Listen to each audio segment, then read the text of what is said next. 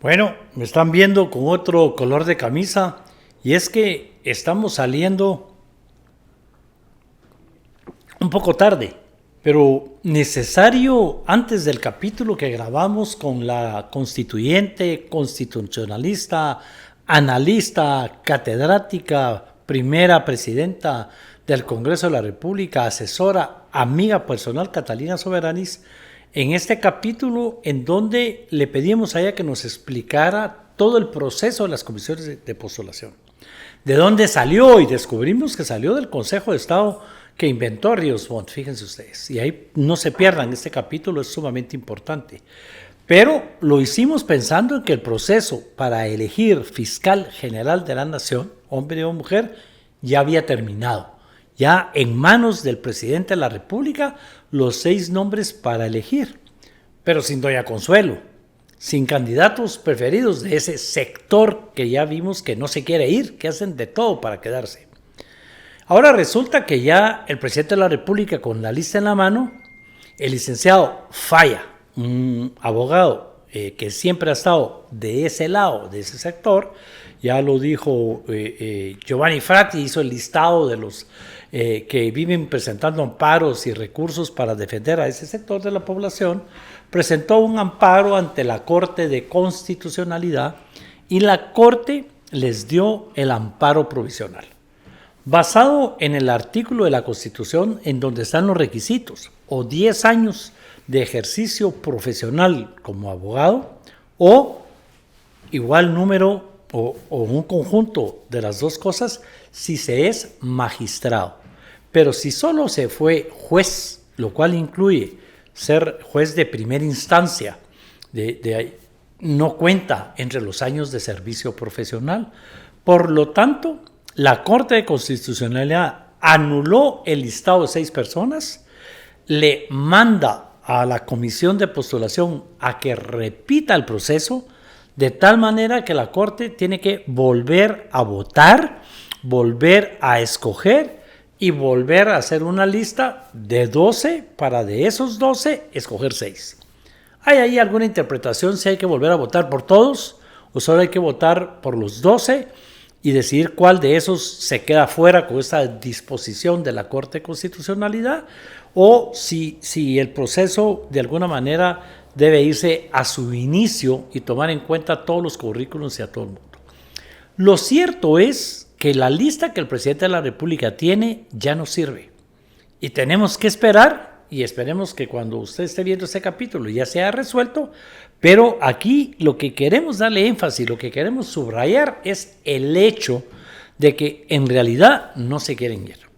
Hay 2 teorías: entrampar el proceso lo más que se pueda para que Pineda, el fiscal metropolitano, se quede de fiscal cuando llegue la fecha en que doña Consuelo tiene que entregar, y volver esto un tema parecido a la Corte Suprema de Justicia anterior, que pasó muchísimos años en funciones sin que el Congreso eligiera una nueva Corte. La otra teoría es que lo hacen para sacar a los candidatos preferidos del presidente de la República y meter candidatos de ellos, de los que presentaron el amparo. Lo cierto es que el ministro de Gobernación, que se decía que era uno de los preferidos del señor presidente de la República, quedó fuera desde el proceso pasado. Con esta disposición está sepultado. No tendría la más mínima posibilidad de aparecer en la lista de los 12, mucho menos en la lista de los 6. Pero hay 2 o 3 personas que vamos a ver cómo lo van a manejar, que vamos a ver cómo está su currículum, para ver si los dejan afuera. Pero lo más importante es a quiénes van a meter en lugar de los que dejen afuera.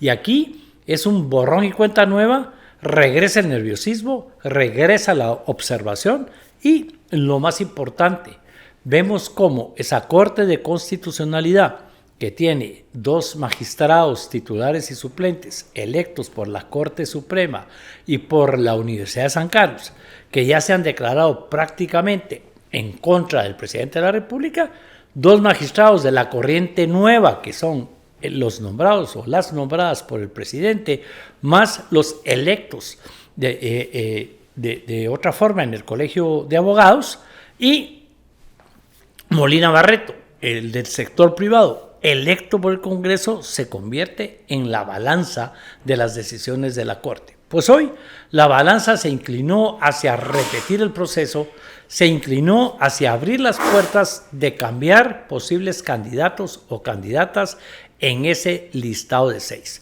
Hoy más que nunca hay que ponerle atención a este capítulo, porque se vuelve sumamente importante que entendamos lo complejo del capítulo, del proceso, pero que entendamos sobre todo, ¿verdad?, lo que hemos venido investigando, cómo ese proceso se ha convertido en un laberinto, como lo menciono en mi columna, cómo ese proceso ha servido para entrampar procesos, para parar a los que no nos convienen y para impulsar a los que nos convienen, dependiendo de qué lado estamos. Es hoy más que nunca necesario hacer cambios profundos, que es lo que decimos al final de este capítulo, reformas constitucionales para cambiar la forma de elegir todo el sistema de justicia en este país. Así que aliste su cafecito, no se vale que no lo aliste, no se vale hoy sí que no vea este capítulo, porque Catalina Soberani nos explica con mucha claridad lo que sucede y hoy más que nunca hay que entenderlo porque esto no ha terminado. Y acuérdense, nos falta elegir Contralor y nos falta elegir a un nuevo Procurador de los Derechos Humanos.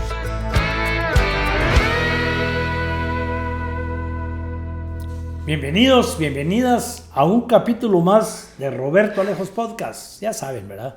No se vale que no llegue hasta el final, no se vale que no lo compartan, que no le cuenten a sus amigos y sobre todo que nos sigan haciendo preguntas. Créanme que no las contestamos, pero las leemos absolutamente todas porque nos dan buenas ideas, buenas sugerencias, y ahí es donde nos hemos ido convirtiendo en un podcast didáctico, diría yo, en donde no estamos, también tenemos nuestro corazoncito, ¿verdad? Y entonces es inevitable que se nos salgan los ataques contra algunos, cosa que no vamos a hacer hoy por nuestra invitada, porque hoy una amiga del alma, compañera de, hoy sí podemos decir de 1000 batallas, ya creo que ya pasamos de las 1000 batallas, pero ante todo una dama que no suele atacar a nadie, que nunca lo ha hecho, y entonces respetando ese tema que nos ha llevado por buen camino, pues hoy vamos a platicar aquí de un análisis del que hemos venido platicando hace ratos, y que no se vale que lo soltemos, porque a pesar de que ya terminó el proceso, el tema está ahí todavía caliente, por decirlo de alguna manera. Así que, gracias por aceptar la charla, la tacita de café. Bueno, claro que sí. El pocillo de café. Pues ya ustedes se pueden dar cuenta, estamos hablando de Catalina Soberanis Reyes, ¿verdad? Si hablara de su currículum y todo, pues ya se acabaría el podcast si les contara todo lo que ha sido, pero es un honor para nosotros tener aquí a la primer presidenta del Congreso, la primera mujer en presidir el Congreso de la República. Además ha tenido muchísimos cargos, entre ellos ministra de Trabajo, una asesora permanente en lo público y en lo privado. En lo privado no por los negocios, sino por las amistades, pues nos aconseja y nos asesora en lo privado, ¿verdad? Una consultora internacional, luchadora, como hemos dicho, de muchísimas batallas. No sé si el tema preferido sea laboral, Katy, derechos humanos, por ahí el tema, participación de las mujeres, bueno, por ahí estamos en ese tema, ¿verdad? Claro que sí. Ahora fuimos constituyentes y nos dedicamos más que a defender la Constitución, a explicar todo el tema constitucional, y eso es lo que nos convoca el día de hoy. Claro. ¿Verdad? Las famosas, estamos, como ustedes saben, en este proceso en donde el presidente de la República, por fin llegó el día, esperado por todos, se va doña Consuelo, después de 2 periodos se va, a pesar de que pasó en el listado como la mejor punteada, estuvo entre los 12 todavía, antes de llegar a la lista de 6, ¿verdad? Pero ya en la lista de 6 no pasó. Ahí están las caricaturas de todos sus amigos y amigas llorando. Entonces ahora le toca al presidente de la República escoger ya nuevo o nueva fiscal general de la nación, jefe o jefa del Ministerio Público. Ya terminó el proceso. Tribunal Supremo Electoral, pues la Corte de Constitucionalidad, que no se elige con comisiones de postulación, pero también es un tema complicado, con la Universidad de San Carlos participando ahí, con el Colegio de Abogados tan politizado.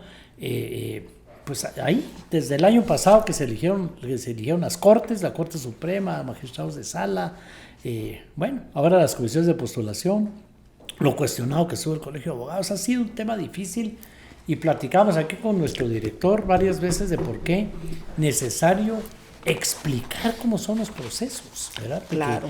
La gente solo oye que hay que la mafia, que el fraude en la San Carlos, y a mí qué me importa el fraude de San Carlos si yo no soy de San Carlos, porque la San Carlos tiene que ver en todas las comisiones de postulación. La politización del Colegio de Abogados, sí, porque metimos al Colegio de Abogados en tantos temas y ahora pareciera que tuviera partiditos políticos, en fin. Ahí dejo, porque todo eso ya lo dije antes en otro programa. Katy, de verdad, muchísimas gracias por estar Roberto. y ayudarnos a decir de dónde vienen estos procesos. O sea, nacieron en la Asamblea Nacional Constituyente, donde yo tuve el honor de ser alumno, nos tocó ser alumnos de un montón de gente que estaba ahí, ¿verdad, Katy? Y ¿cuál era la intención en aquella refundación del Estado, como le llamamos, ¿verdad? Sí, Usted y yo, a esa Constitución de 1985. Pues efectivamente fue un sistema novedoso que se introdujo en la Constitución Política de 1985, pero traía un antecedente del Consejo de Estado en la formación del Tribunal Supremo Electoral. O sea que esa ley para elegir a los magistrados del Tribunal Supremo Electoral que organizaron las elecciones para Asamblea Nacional Constituyente nació en el Consejo de Estado y nació con una comisión de postulación, o sea, de la cual surgieron 20 nombres de personas muy destacadas, muy distinguidas, muy respetadas, entre las cuales se escogió finalmente al Tribunal Supremo Electoral. De manera que venía ese antecedente del Consejo de Estado y cuando como constituyentes nos abocamos a formular todas estas normas para la conformación de diferentes instancias en instituciones del Estado, traíamos como esa buena práctica. Y a varios constituyentes pensaron que esa práctica que se había instaurado en el Consejo de Estado debía replicarse en otras instituciones. Katy, eso sí nunca lo hemos platicado aquí. Mire que otra vez el tema didáctico que me incluyo. Yo cada podcast aprendo impresionantemente de nuestras invitadas o invitados. Uh-huh. El Consejo de Estado se forma cuando se le da el golpe de Estado al general Lucas, el mismo ejército cansado de lo que estaba pasando. Llega el general Ríos Montt con el coronel Gordillo, el coronel Maldonado Shahab, ¿verdad? Un Consejo de Estado donde había representación de todos los sectores, impresionantemente. Y aunque usted no lo crea, lo presidía Jorge Serrano Elías, el Consejo de Estado. Sí, así fue. Y una comisión política con gente progresista, le dicen ahora a lo que antes hubieran dicho izquierda o chairita, ¿verdad? Pero había una comisión política. De ahí, ellos le proponen a Ríos Montt o a Mejía Vítores. Todavía Ríos Montt. No, ya era Mejía Vítores, cuando fueron las elecciones de Asamblea 20 Nacional personas para que ahí escogiera 5. Sí, ahí salió el Tribunal Supremo Electoral, también de una postulación, de una nómina amplia de 20 personas. Entonces venía ese antecedente y en el texto constitucional se incluyeron comisiones de postulación en varias instituciones, pero no en todas. Por ejemplo, no había comisión de postulación para Contraloría General de Cuentas, ni para otros cargos. Entonces, por ejemplo, para la Corte Suprema de Justicia, si bien había una comisión de postulación, había 5 magistrados que eran electos directamente por el Congreso, de los 13 que formaban la Corte Suprema de Justicia. Y de ahí venían otras instancias que ahora son sometidas a comisiones de postulación. Esto ocurre con las reformas constitucionales de 1993 que entraron en vigencia en 1994. Ahí fue donde se amplió y se generalizó prácticamente el sistema de comisiones de postulación para otros cargos públicos. Por ejemplo, fiscal general. Por ejemplo, salas de apelaciones. El mismo Tribunal Supremo Electoral, que es una comisión de postulación más pequeña, muy definida, pero es una comisión de postulación al fin y al cabo. A mí qué interesante, o sea que nace de ahí, de ese Consejo de Estado, el Consejo de Estado se vuelve la primera comisión postuladora, 20 nombres, para que el general Óscar Humberto Mejía Víctorez, que era el jefe de Estado, que sustituyó a Rincón, escogiera los primeros 5 magistrados del Tribunal Supremo Electoral, que organizaron las elecciones con las que se eligió a la constituyente. ¿Verdad?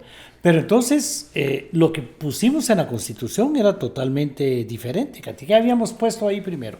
Para explicarle aquí a nuestra audiencia. Bueno, esa parte de la Corte Suprema, como le digo, por ejemplo. En primer lugar, sí, en la Corte Suprema de Justicia, que no era para 5, sino para 6 años, y que no estaba formada por 13 magistrados, sino por 7. Esos magistrados eran electos, como le digo, 5 eran electos directamente por el Congreso, y los otros eran electos de una nómina formulada por una comisión de postulación. O sea, era un sistema mixto. Y la idea era respetar la carrera judicial también. Sí, pues. Entonces las reformas constitucionales lo suben a los 13. Exacto. Le bajan un año el tema. Y todo se va a la comisión de postulación. Y todo se va a la comisión de postulación. Además de que el presidente de la Corte duraba los 6 años. Exactamente. ¿Verdad? Ahora hay que cada año, y eso politizó la Corte. ¿Verdad? Eso afectó tremendamente el sistema, afectó debilitándolo el sistema de administración de justicia. Pero hay otra etapa en la que se separó posteriormente el cargo de fiscal general del cargo de procurador general de la Nación. Este cargo lo nombraba directamente el presidente de la República, al fiscal general, que a su vez era jefe del Ministerio Público, pero era procurador general de la Nación también. Nombrado directamente por el presidente. Nombrado directamente por el presidente. Detiene el dolor de muelas, el dolor de oídos, 2 de los dolores más grandes, más fuertes, a pesar de la sencillez que pareciera que son. Esto es para detenerlo definitivamente, o mientras logramos ir al médico si la cosa es grave. Anestil gotas, fácil de encontrar en sus farmacias. Posteriormente se separaron las funciones de Procurador General de la Nación y Fiscal General y Jefe del Ministerio Público, y solo le quedó al presidente la facultad de nombrar al Procurador General de la Nación, mientras que Fiscal General, Jefe del Ministerio Público, se fue a comisiones de postulación. Esas reformas del 93 separaron el cargo. O sea, sí, ya fueron creando todas esas condiciones, aunque la ley del Ministerio Público se emitió posteriormente. Ajá. Miren, ahí hay otro tema. Entonces el presidente, al Procurador General de la Nación, que se convierte en el abogado del presidente del Estado, lo nombra el presidente directamente. Al Ministerio Público ya no, ya entra en esta cuestionada ahora comisión de postulación. No vamos a profundizar en el tema, pero es un tema que ya muy cuestionado, que ya colapsó y que todavía está bien politizado y judicializado el tema, ¿verdad? Sí. Ajá. Sí, bueno, sí. Y el otro tema interesante, el Contralor de Cuentas. ¿Cómo se elegía entonces al Contralor de Cuentas? Electo directamente por el Congreso. Sin comisiones de postulación. Sin comisiones de postulación. Okay. Esa falta, ojo, ya hemos ido avanzando en todo el tema. Nos falta elegir todavía Contralor General de la Nación o Contralora, ¿verdad? Que es quien al final tiene un papel importantísimo, ¿verdad? Porque si la Contraloría General de Cuentas no le entrega ese famoso finiquito, que es una constancia temporal de que uno no tiene problemas legales en las cuentas, en el manejo de la plata, no puede ser candidato o candidata a ningún puesto, o ocupar ningún puesto. Así es. Entonces sí. se vuelve Pues no lo dije yo, pero lo dijo Oliverio García Rodas cuando fuimos a la Corte de Constitucionalidad. Se volvió un inquisidor, le dijo Oliverio, y se lo dijo ahí en su cara, por eso no es pena repetirlo. Sí. Se convirtió en un inquisidor porque él decide quién juega y quién no juega. Sí, pero el tema también del finiquito no está en la Constitución. Es el Tribunal Supremo Electoral y en la ley electoral, en reformas recientes, se incluyó la exigencia del finiquito. Tampoco estaba originalmente. ¿Verdad? Y cuando conviene, Katy, porque cuando se iba a elegir alguno de estos cargos, el finiquito no era... Las comisiones de postulación decidieron que el finiquito no era requisito, ¿verdad? Pues sí. Sí, porque ya no les convenía. Ajá. Y claro, esto es uno de los elementos que ha generado tanto cuestionamiento a las comisiones de postulación. La discrecionalidad, que en algunos procesos se han aplicado unos requisitos y en otros procesos se han aplicado otros requisitos o se han eliminado requisitos que antes se exigían. Entonces, más allá de quienes integran la comisión de postulación, más allá de quienes se postulan a estos cargos, yo parafraseando a Octavio Paz diría que esto ya se convirtió en el laberinto de la soledad, porque es un verdadero laberinto en el que ingresan las personas que se postulan a uno de estos cargos públicos, en los que no saben en cada esquina de este laberinto qué les va a surgir. Pero van apareciendo de todo. Pero hay un laberinto hecho ahí a conveniencia y terrible. Porque entonces, a ver, fiscal general no había comisión de postulación, era lo mismo procurador general que el fiscal, lo nombraba directamente el presidente. Así era. Las reformas del 93 dividen el cargo, el presidente nombra PGN, pero al fiscal lo nombra él dentro de 6 nombres que la comisión de postulación le propone, con todo lo que la comisión de postulación y ese laberinto conlleva.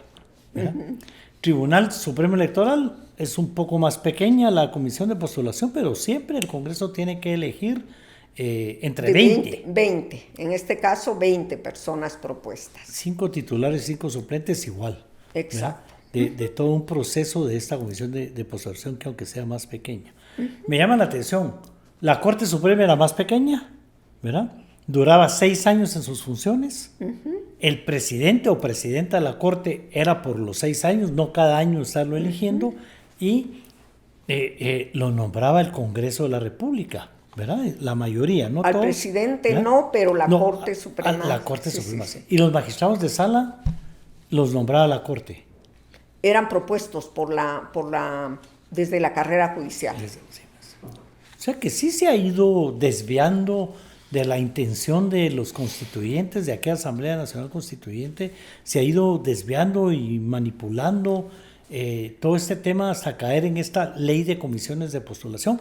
El Contralor de Cuentas también era electo por el Congreso sin que tuviera que escoger de una comisión de postulación, donde esa falta, ¿verdad? Donde también vuelve a participar todo el mundo en este ya cuestionado proceso, porque Katy, la intención original, las comisiones de postulación estaban en la Constitución de esa manera, pero no tenían una ley de comisiones. La ley nace... Exacto. O sea, en las reformas, algunos estaban ya en el texto constitucional de 1985. En el texto constitucional que entró en vigencia en 1994, por eso le llaman las reformas del 94, había un nuevo régimen, digamos, de comisiones de postulación para otras instancias, pero faltaba la ley de comisiones de postulación.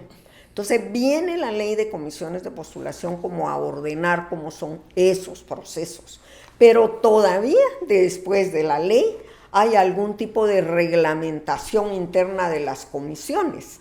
Y ahí es donde, como decíamos, no necesariamente de mala fe, porque muchas personas creyeron que esto era lo mejor para el país, despolitizar la toma de decisiones en cargos de tanta importancia, quitarle a los partidos políticos el monopolio de esa toma de decisiones y hacer que tuvieran que escoger de una de nóminas previamente formuladas por esas comisiones de postulación, y se asumía que entonces se iba a evaluar la competencia, las capacidades, la trayectoria profesional, la idoneidad de todas las personas que se postularan a estos cargos para impedir que el tráfico de influencia, los compadrazgos políticos, etcétera, fuesen los que privaran como criterios para la elección. Esta ley de comisiones de postulación que valga el momento histórico, me tocó a mí como presidente del Congreso ese momento de aprobarla, ¿verdad? Se miraba con muy buenos ojos, de hecho nos criticaban porque no la aprobábamos, ¿verdad? Y había una presión terrible desde ACIES y otras instancias, ¿verdad? Con Projusticia, Carmen Aida Ibarra, que hemos tenido aquí varios empujando, porque la intención de la ley era la transparencia, ¿cierto? Era transparentar el proceso de Eso era comisiones, uno de los, ¿verdad? sí. Ese era uno de los principales objetivos, transparentar el proceso, pero también el otro de los objetivos era que personas, digamos, idóneas llegaran a estos cargos con, como le digo, con toda una trayectoria, con credenciales académicas, etcétera. Pero hay que decir también que los partidos políticos no participaron de ese proceso de deliberación acerca de lo que debería ser el contenido de esas leyes, pero bajo presión social las aprobaron. Entonces, el problema es que a la vuelta de los años, en vez de despolitizar estas elecciones, se politizó la academia. A raíz de ese tema, ¿verdad? Sí, yo me acuerdo perfectamente porque, digamos, las presiones se incluían, ¿verdad? Claro. No queríamos la clase política aprobarla. Vino el famoso caso Rosenberg, que sirvió para presionar al mismo Congreso, al partido de gobierno en aquel entonces. Ya eran épocas de Carlos Castesana en la CICIC, que era quien lo impulsaba. Así nos dio un reconocimiento a 3 personas nada más, y voy a mencionar a Ninén Montenegro, a José Alejandro Arévalo, que fueron los originales, y a este servidor, ahí lo tengo, porque se había logrado transparentar el proceso a través de esa ley, y se había logrado crear una ley que permitía escoger a lo mejor de la academia, la cual paramos politizando, pero ahí está el secreto. No fueron tomados en cuenta la clase política en la redacción del texto y en el contenido. Exacto. ¿Verdad? Uh-huh. Sí. Y ahora viene ese otro tema, Katy, ese reglamento, ¿verdad? Sí. Entonces, cuando las comisiones tienen cierta libertad para su reglamentación interna, pero hay ciertas normas, digamos, generales, que pues todas las comisiones toman en cuenta, como la tabla de gradación, por ejemplo. Los punteos pueden variar, pero hay una tabla de gradación, ¿verdad? Entonces ahí es donde muchas veces, como se dice, ahí está el detalle. Ahí está el detalle. Ahí está el detalle, en esas tablas de gradación, en donde puede haber criterios discrecionales por un lado, pero hasta personales, con la intención de favorecer a determinadas personas o generar determinados perfiles que solo puedan llenar determinadas personas. Entonces es como que va con dedicatoria esa tabla de gradación. Sí, pues y da un porcentaje muy alto a ciertos temas. Ellos definen la tablita. El puntaje. ¿Cuántos puntos se le va a dar por cada tema? Exactamente. Ya después de que han visto los currículos de quiénes van y todo, ahí viene la... Exacto, o más o menos sabiendo quiénes se pueden postular, ¿verdad? Porque pues en este país pues nos conocemos mucho. Ajá. Sobre todo es un solo gremio, que es el gremio de abogados, el que participa, ¿verdad? Claro, entonces ya va con dedicatoria, se sabe quiénes tienen la intención de postular, después se reciben. Mira, como decía mi amigo, yo entrego mi papelería en último minuto para que no me empiecen a criticar antes de tiempo. Sí, ¿verdad? Así sucede con algunos de los que se postulan, algunas personas postulantes, que dicen por una parte, para llegar en el último momento y no ser sometidos a una, digamos, a un desgaste reputacional prematuro. Y para no dar tiempo, digamos, a quienes les cuestionan a formular, pues, reparos. De manera ahí de calladito te ves más bonito, decimos en Chapín, ¿verdad? Claro, claro. En el tema. Katy, pero digamos entonces, con estas comisiones de postulación, con la ley, con las reformas, básicamente las reformas constitucionales del 93-94, que se dieron a raíz del intento de golpe de Serrano Elías. Claro. Errores graves, la depuración del Congreso, que no se ve dado, se creó un precedente, la gente cree que es fácil depurar el Congreso, depuramos el Congreso, lo cual legalmente no se puede, ¿verdad? Después la ley para transparentar el proceso. Estas leyes relacionadas con la transparencia nos han metido en problemas. Hay que seguirlas apoyando, por supuesto, claro, pero destapan como que la olla de grillos, ¿verdad? Sí. Y es que digamos, como que se va sedimentando. Ajá. Se encuentra un obstáculo y se formula algo para evitar ese obstáculo. Pero como bien decía Maquiavelo, es de la naturaleza de la política que cuando se supera un obstáculo aparezca inmediatamente otro. ¿Verdad? Y entonces ahí se busca otro tema para... Entonces hay algunos sociólogos que plantean que en Guatemala lo que vivimos es una anomia regulada, en el sentido no de que no existan normas, sino que las normas mismas crean las condiciones para que vía interpretación o vía discrecionalidad en la toma de decisiones, otros factores que no son meramente normativos, como el nepotismo, como el clientelismo, como el tráfico de influencias, entren a desempeñar un papel en la toma de decisiones. Qué interesante. A raíz de eso sí, yo me acuerdo de una magistrada que no pudo ser porque su hermano era diputado, se daba el nepotismo en ese caso, por ejemplo, que sea solo uno. Claro. No porque sea él, sino por la influencia que pueden tener en sus compañeros de partido, en sus compañeros de trabajo. Pero todo ese tipo de temas han ido... ¿verdad? El papel... ¿Por qué la constituyente metió tanto al Colegio de Abogados, a la San Carlos? Son los dos temas que suenan tanto en el Estado. La San Carlos está metida en todo, ¿verdad? ¿Qué pasó por nuestra mente en ese entonces? Mire, prácticamente para entonces la mayor parte de profesionales que conformaron la Asamblea Nacional Constituyente eran de San Carlos. Ya habíamos una minoría, en la cual yo me incluyo, que éramos egresados de la Universidad Rafael Landívar, porque la Universidad Rafael Landívar fue la primera universidad privada. Entonces, ahí, por ejemplo, ya se le fue quitando el monopolio, digamos, de la educación superior a la Universidad de San Carlos. Lo conserva, pero como universidad estatal, ¿verdad? Y ya fue ingresando, digamos, las universidades privadas. Pero era eso, mire, como remanentes de todo lo que había ocurrido con la persecución de la Universidad de San Carlos, con el asesinato, el secuestro, la opresión que los gobiernos autoritarios tuvieron sobre la Universidad de San Carlos. Entonces lo que se quería de alguna manera era reivindicar esa calidad académica de la universidad, pero por otro lado contraponer a otros factores que siempre se ponían, que era la empresa privada.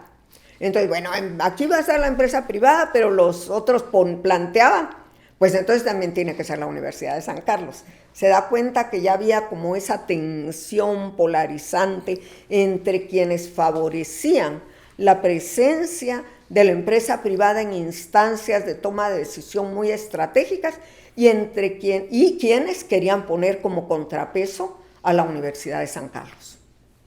Qué interesante. Y ahí fue donde paramos politizando. Pues sí, porque unos y otros están.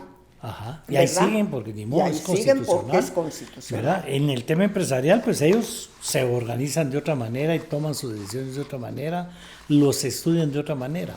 en la San Carlos se convirtió en una academia, en un botín político, en un botín económico, y paramos, no nosotros, sino esas reformas constitucionales del 93.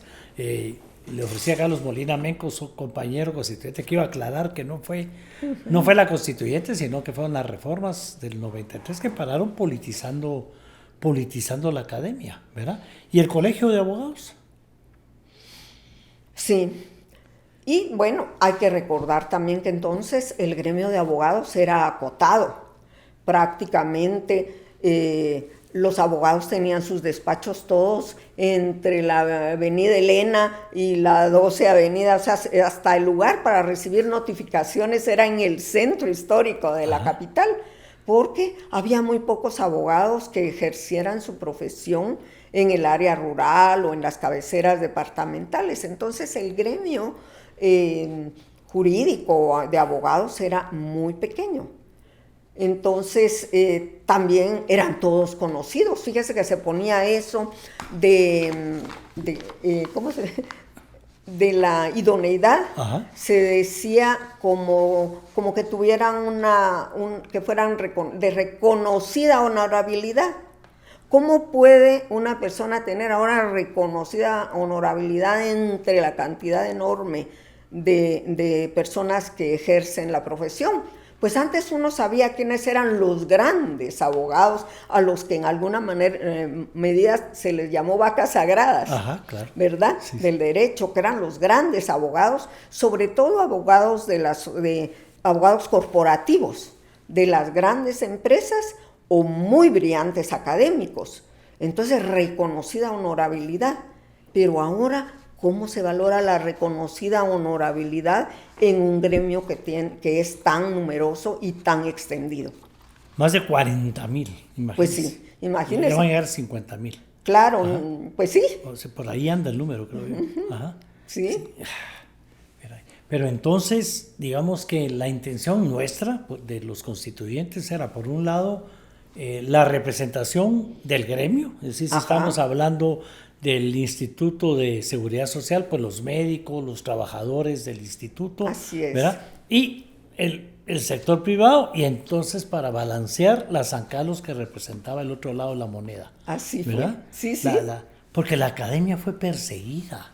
De ahí salía la intelectualidad que se atrevió a confrontar a los gobiernos dictatoriales en la época de nuestro horroroso conflicto armado, que fue un tema mundial, la famosa Guerra Fría y ese conflicto, ¿verdad? De ahí, de la academia, de los catedráticos, salía esa rebeldía lógica que tiene que tener el académico, claro, y por lo tanto el estudiante.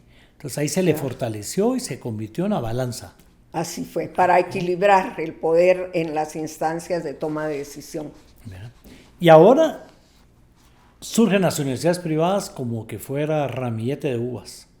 Sí. ¿Quién autoriza las universidades privadas? El Consejo de la Enseñanza Superior. ¿Y ese cómo funciona, Katy? Pues hasta donde yo se perdone, que para esta pregunta sí que no estaba preparada. Tengo entendido que lo preside la Universidad de San Carlos. Sí. Y hay un consejo en el cual participan otras universidades privadas, desde luego, y estas son las que, después de un análisis de si una universidad llena los requisitos académicos, sobre todo, de necesidad que haya en el país de profesionales, se autorizan las universidades privadas.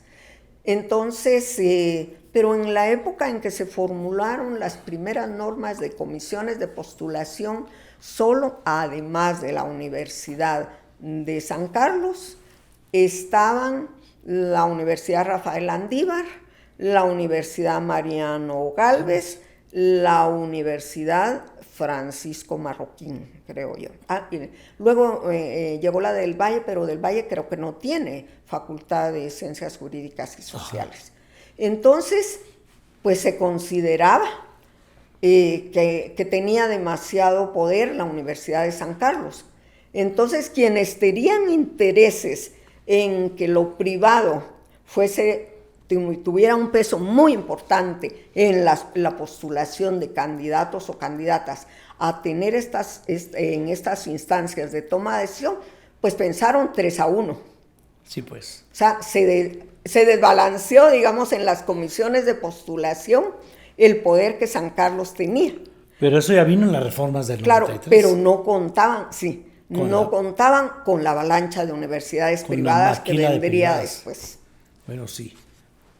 Mazariegos fue por años el presidente de esa institución, le cuento. Y ahí es donde hay la relación y la amistad entre Walter Mazariegos, ahora reelecto rector de la Universidad de San Carlos, con las universidades privadas. Claro. ¿Verdad? La Mariano Gálvez, que también es grande, nace la UPANA, pero de ahí empiezan a aparecer un montón de pequeñitas, y es donde compañeros constituyentes dicen: se paró privatizando la administración de justicia, porque tiene tanto peso las universidades privadas que tienen mucho que decir el sector, ¿verdad? Claro, claro. ¿Y ahora? Sin embargo, sí, bueno, hay algunas universidades, ¿sí? Algunas directivos de las universidades privadas que han expresado que realmente es un desgaste institucional para ellos el participar en estas comisiones de postulación. Bueno, las personas que nos siguen en estos programas me gritan en la calle: para hacer el amor con tranquilidad y responsabilidad, ¿verdad, Lick? Sí, les digo yo, Masculán, un preservativo alemán de mucho prestigio, nuevo en el mercado, fácil de encontrarlo en sus tiendas de conveniencia y en sus farmacias. Y quizá sí sería conveniente la eliminación de las comisiones de postulación y encontrar otro sistema que nunca va a ser a prueba de error. Nunca vamos a encontrar un sistema que sea infalible. En ese laberinto vamos a encontrar siempre la trampita esa de la que hablaba Maquiavelo. Exactamente. Entonces, que sin pretender que ya no va a haber ningún problema ni dificultad, se busquen otros medios en los que no se someta al propio gremio profesional, a las propias universidades y a las propias instituciones estatales, a ese estrés institucional de que se convierta en una lucha cerval por alcanzar el poder, en el cual casi a veces se considera que se vale todo. Ya lo convertimos, se convirtió el sistema en una batalla campal, en ese laberinto lleno de tropiezos, donde se busca cómo saltarse de ese obstáculo, pero encuentra uno inmediatamente el otro obstáculo, ahí se inventan cómo, y se resume a esa interpretación, ¿verdad? A toda esta parte, como le habló usted, de la anomia, ¿verdad? ¿Qué hacemos ahora? Porque, digamos, esta es probablemente la última vez, porque con una universidad privada más que haya, ya no alcanzan por ejemplo, hay una comisión donde hay un representante de la Corte Suprema de Justicia por cada decano de Derecho de las universidades, y ya toparon. Con una o dos universidades privadas ya no alcanzan los magistrados de la Suprema. Sí. Para equilibrarlo. Tendría que encontrarse como participan suplentes o qué sé yo, pero la ley no lo dice. Entonces, sí, es que ya, por eso es que muchas personas, no solamente de la sociedad civil o de la comunidad internacional o de quienes han observado estos procesos, consideran que ya se está agotando este sistema de comisiones de postulación y se plantea ese cambio que tendría que empezar por una reforma constitucional, pero debería ir también a la parte puramente legislativa y luego reglamentaria, ¿verdad? Pero tiene usted razón, con la elección del Procurador de Derechos Humanos se va a cerrar el círculo de esas elecciones que se llaman de segundo grado, en el cual se postula una nómina que puede ser de 6, puede ser de 3, ¿verdad? Puede ser de 20, como el Tribunal Supremo Electoral, pues una nómina de la cual se escoge, ¿verdad?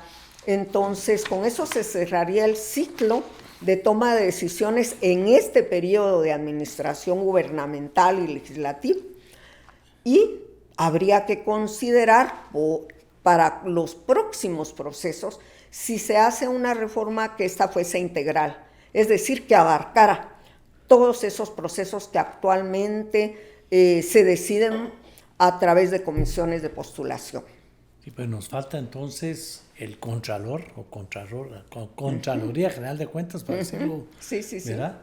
De otra manera, y el PDH, que fue electo en tiempos de Yamatei todavía, ya le Así toca. es, sí. Y con eso se cierra el círculo. Es la oportunidad de una reforma constitucional. Un llamado ahí al equipo de constituyentes que ha venido trabajando en el tema, ¿verdad? Encabezado, y lo voy a decir, por Oliverio García Rodas, un maestro. Sí, que tendría que ser una reforma muy acotada. Sí. Porque nuestra experiencia es que cuando se abre la puerta a reformas constitucionales en todos los temas, se abre tanto ese angular que muchas veces ha llevado al traste a la propia reforma constitucional.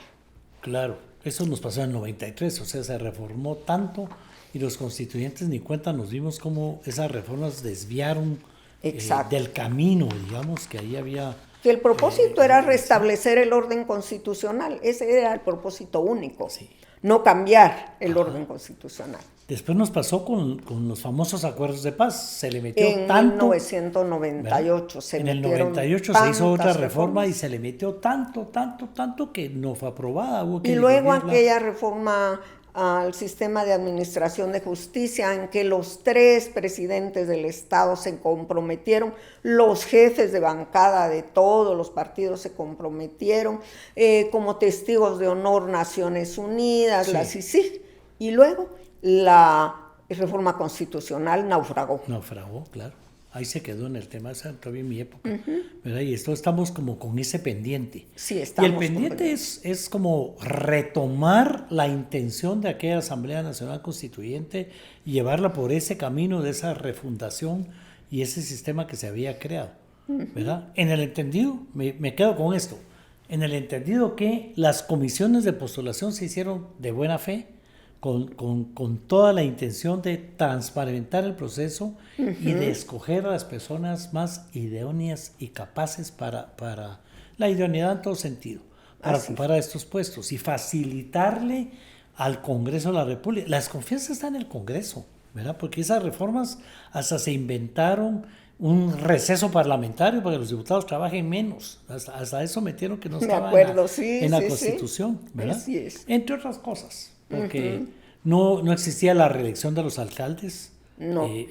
Les dimos plata a los alcaldes, pero no les dimos reelección para que esa plata se invirtiera en inversión, no en productos para ganarse el voto de la reelección, que es lo que está sucediendo. Sí, hay muchísimas cosas que tendríamos que revisar, pero de nuevo empecemos por lo más esencial y lo más importante y urgente.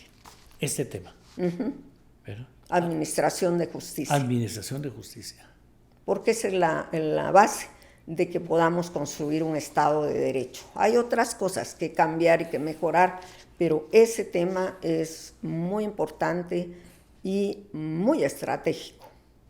Para retomar el espíritu de la Constitución y sobre todo el propósito que tuvo en la nueva Constitución política, que era democratizar, generar un régimen de protección y garantía de los derechos humanos, pero también una reforma institucional. Por eso le hablamos de una refundación del Estado que garantizara no solamente los derechos humanos, sino en general el bien común, ¿verdad?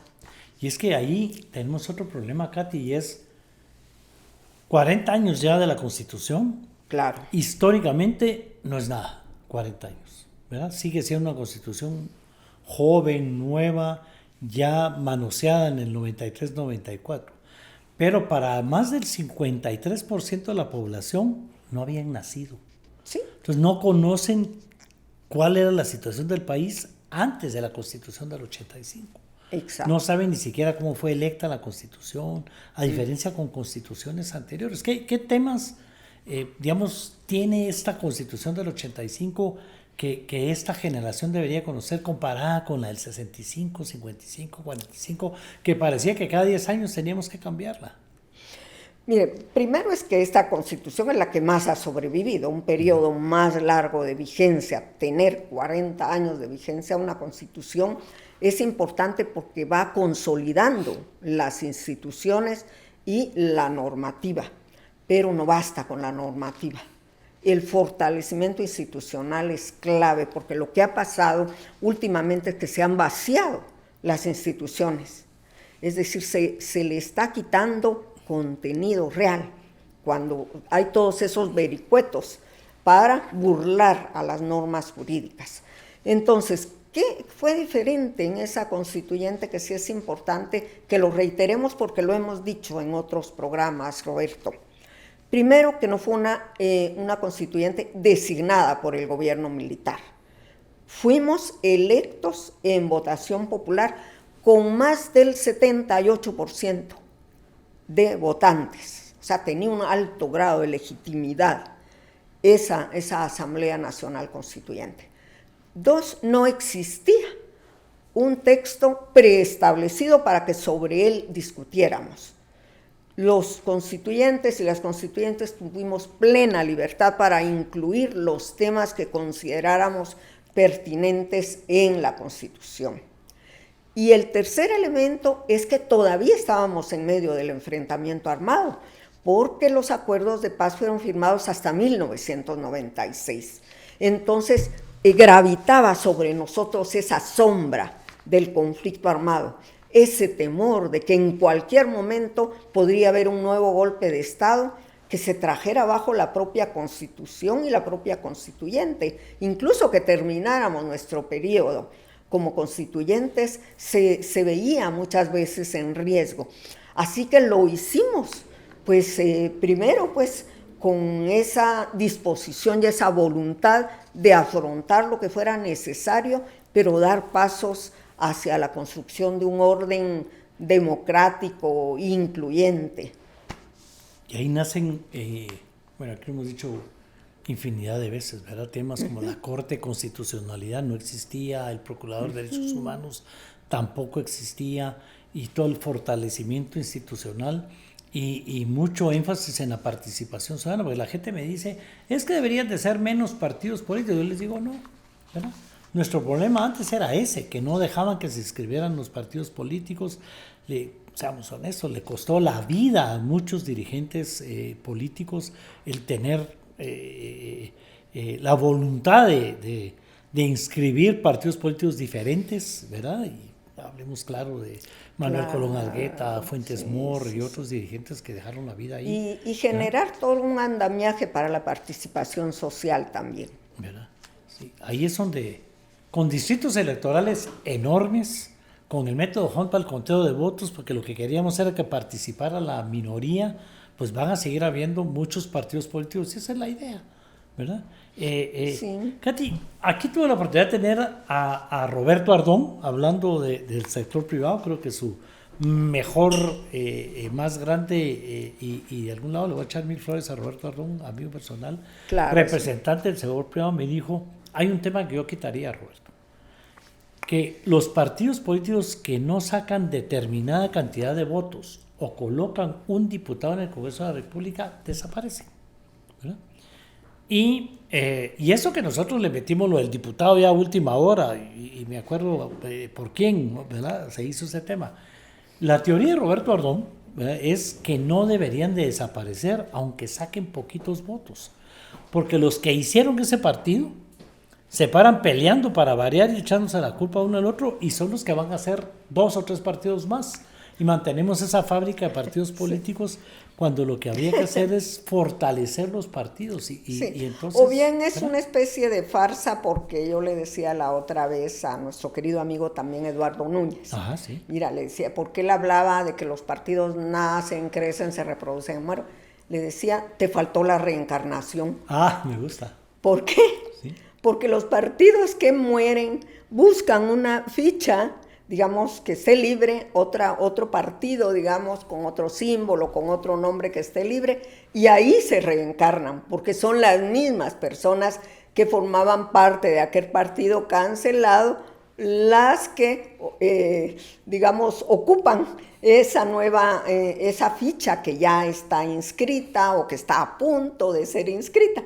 Entonces les decía yo, en realidad reencarnan, porque los liderazgos locales sobre todo son los mismos.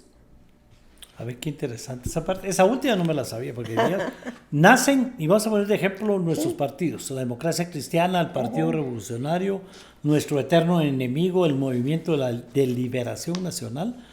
La mayoría de partidos de ahora vienen de esos tres partidos. Claro, ¿no? sí. Y entonces esa es la reencarnación. El Claro. FRG es una reencarnación de la ADC, ¿verdad? Y la UNE también. Y la UNE también. También porque muchas personas que antes participaban en la democracia cristiana, cuando la democracia cristiana desapareció, pues se afiliaron a la UNE y otros al FRG, como usted bien dice. Sí, pues entonces nacían, crecían, porque todos crecieron y ahora son partidos enormes, grandes, viejos, ¿verdad? Pleito entre los dirigentes en los tres partidos y entonces eso hacía que se reprodujeran, o sea, nacen, crecen, se reproducen y ese pleito entre los dirigentes los lleva a la muerte. Y me encanta ahora el tema nuevo. Con Catalina siempre aprendo algo yo, la reencarnación, porque es exactamente, usted tiene razón Artón cuando dice, es la misma gente la que va a hacer un nuevo partido, con la diferencia que ahora estos partidos nacen y mueren. Ya ni siquiera crecen, no les da tiempo de reproducirse, pero nacen, mueren y se reencarnan, ¿verdad? O sea que había que pensar ese tema, en el tema electoral hay mucho que hacer, y es precisamente porque hemos tocado mucho la ley electoral, ¿verdad? ¿Qué deberíamos de cambiar? Reformas constitucionales en el sistema de justicia. Bueno, yo creo que en primer lugar el sistema de elección, porque hay que revisar el tema de comisiones de postulación y encontrar algún sistema que sea confiable, como le digo, que no sea infalible, pero que al menos sea confiable, ¿verdad? Eso es sistema de elección. Luego, yo eliminaría la rotación en la presidencia de la Corte cada año, ¿verdad? Sino que, bueno, a medio periodo, si fuese necesario, creo que es una intermedia. No que se quede todo el periodo quien preside, pero puede ser que a medio periodo haya esa elección nueva, ¿verdad? Y que magistrados que han estado, digamos, en los anteriores puestos puedan repetirse.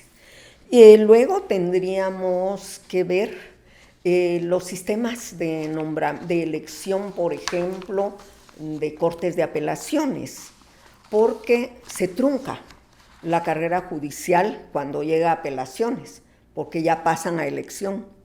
A lo mejor deberíamos reivindicar la carrera judicial para que los jueces y las juezas pudieran ir haciendo su carrera hasta llegar a salas de apelaciones, que no fueran electas, sino que la carrera judicial llegara hasta ahí.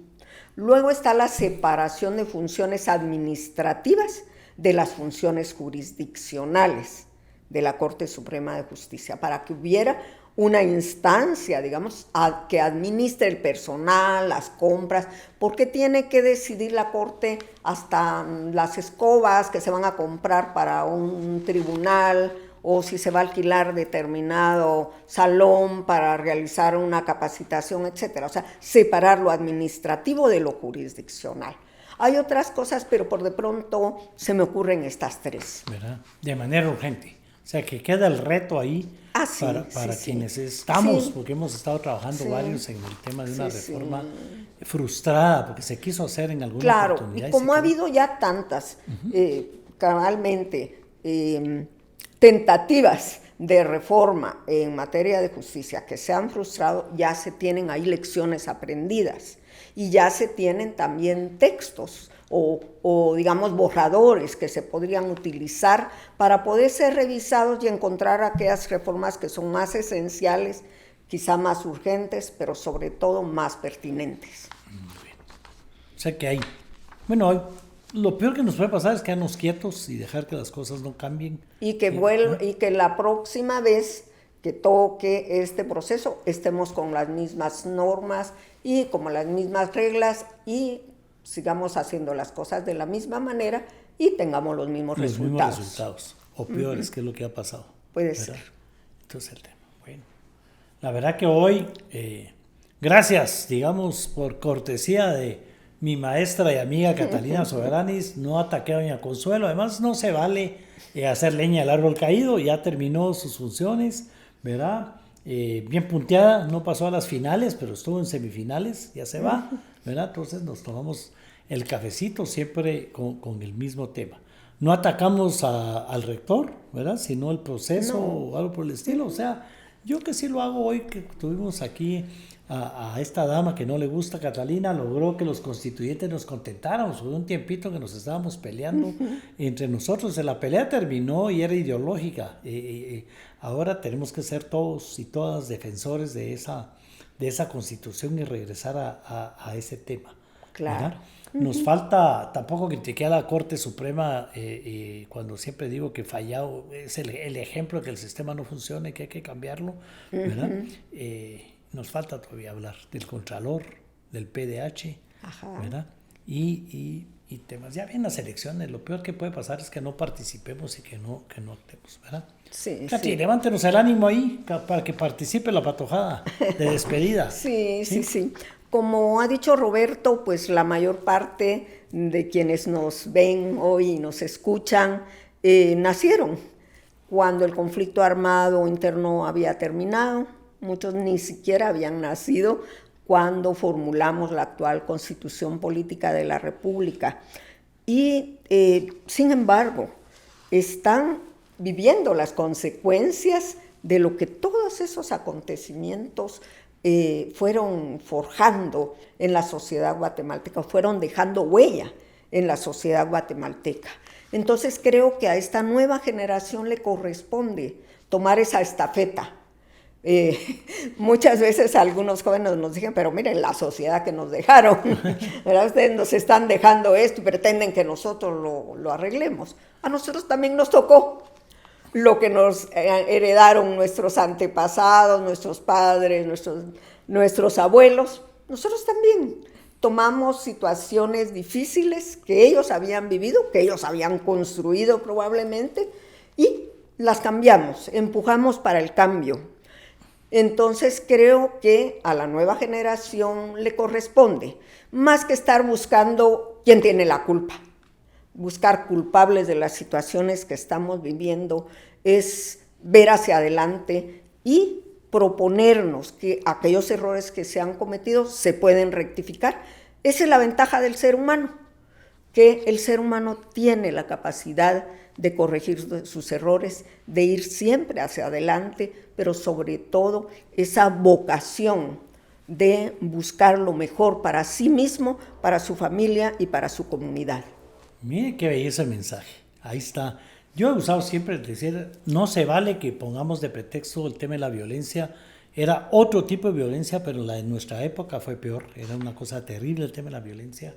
Que la sociedad que dejaron está terrible. La que nosotros teníamos era, yo diría que peor, y también era una crisis mundial.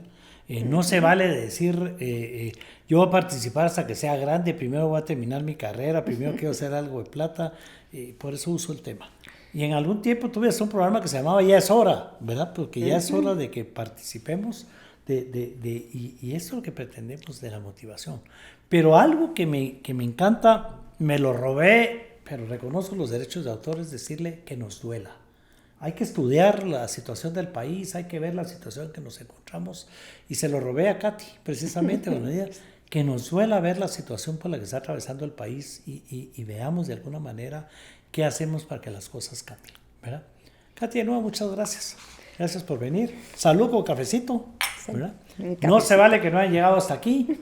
No se vale, repito, que no lo comparta. Y que nos sigan dando sugerencias, ¿verdad? Ahí hay cola de sugerencias con el alcalde del Antiguo ese que se quiere defender, la gente quiere que hablemos de turismo, quieren más espacio para el club de lectura con Alfonso Portillo, quieren seguir oyendo de Metra y el problema del tránsito y el tráfico que se ha vuelto tremendo, pero ahí dependemos de ellos, de nuestro director, del tiempo y sobre todo de usted. Si usted nos sigue, si presiona la campanita para que le avise, si se suscribe, si le aconseja a otros que se suscriban y sobre todo Si no riega la bola de que una tacita de café todo lo arregla, entonces las cosas no van a cambiar tampoco, ¿verdad? Aquí estamos, nos vemos, gracias, hasta el próximo capítulo. Muchas gracias.